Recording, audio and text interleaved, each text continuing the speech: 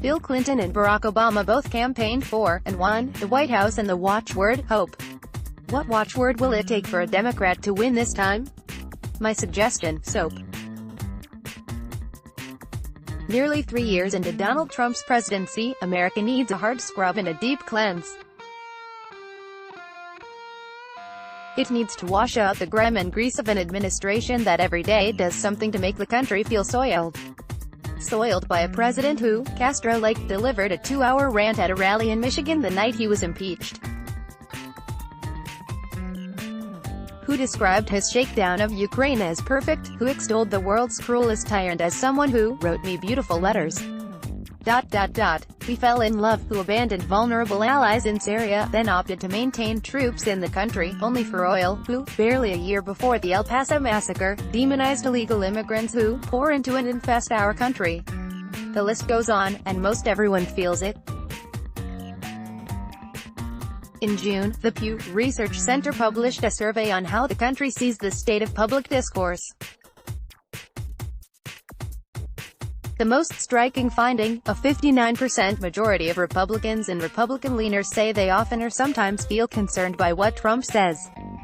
About half also say they are at least sometimes embarrassed, 53%, and confused, 47%, by Trump's statements. What's true of Republicans is far more so of the rest of the United States.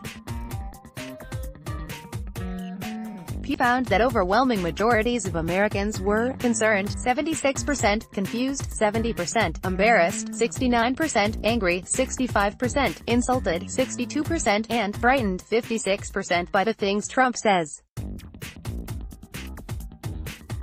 These numbers should devastate Trump's chances of re-election.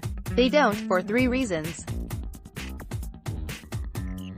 First, 76% of Americans rate economic conditions positively, up from 48% at the time of Trump's election. Second, the progressive left's values seem increasingly hostile to mainstream ones, as suggested by the Titanic rollover J.K. Rowling's recent tweet defending a woman who was fired over her outspoken views on transgenderism. Third, the more the left rages about Trump and predicts nothing but catastrophe and conspiracy from him, the more out of touch it seems when the catastrophes don't happen and the conspiracy theories come up short. No wonder Trump's average approval ratings have steadily ticked up since the end of October. In the view of middle-of-the-road America, the president may be bad, but he's nowhere near as bad as his critics say. In that same view, while Trump's critics might be partly right about him, they're a lot less right than they believe.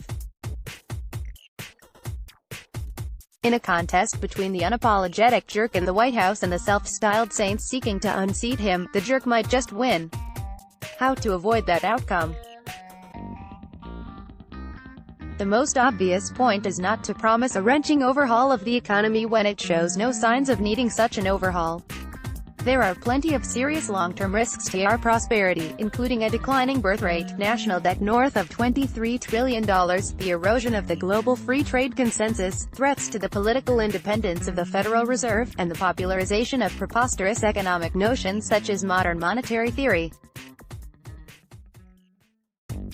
But anyone who thinks blowout government spending, partly financed by an unconstitutional and ineffective wealth tax, is going to be an electoral winner should look at the fate of Britain's hapless Jeremy Corbyn.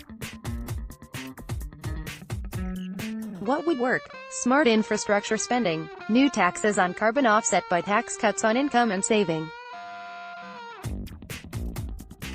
Modest increases in taxes on the wealthy match to the promise of a balanced budget. What these proposals lack in progressive ambition, they make up in political plausibility and the inherent appeal of modesty. They also defeat Trump's most potent re-election argument, which is that no matter who opposes him, he's running against the crazy left. Hence the second point. Too much of today's left is too busy pointing out the ugliness of the Trumpian right to notice its own ugliness, its censoriousness, nastiness and complacent self-righteousness. But millions of ordinary Americans see it, and they won't vote for a candidate who emboldens and empowers woke culture. The Democrat who breaks with that culture, as Clinton did in 1992 over Sister Souljah and Obama did in October over cancel culture, is the one likeliest to beat Trump. Finally, the winning Democrat will need to make Trump's presidency seem insignificant rather than monumental, an unsightly pimple on our long Republican experiment, not a fatal cancer within it. Bloomberg has the financial wherewithal to make Trump's wealth seem nearly trivial. Joe Biden has the life experience to make Trump's attacks seem petty. Pete Buttigieg and Amy Klobuchar have the rhetorical skills to turn Trump's taunts against him. As with most bullies, the key to beating Trump is to treat him as the nonentity he fundamentally is. Wouldn't it be something if his political opponents and obsessed media critics resolved, for 2020, to talk about him a little less and past him a lot more? When your goal is to wash your hands of something bad, you don't need a sword. Soap will do. The Times is committed to publishing a diversity of letters to the editor. We'd like to hear what you think about this or any of our articles. Here are some tips. And here's our email, letters@nytimes.com. Follow the New York Times opinion section on Facebook, Twitter, @NYTopinion, and Instagram. Let's block ads. Why?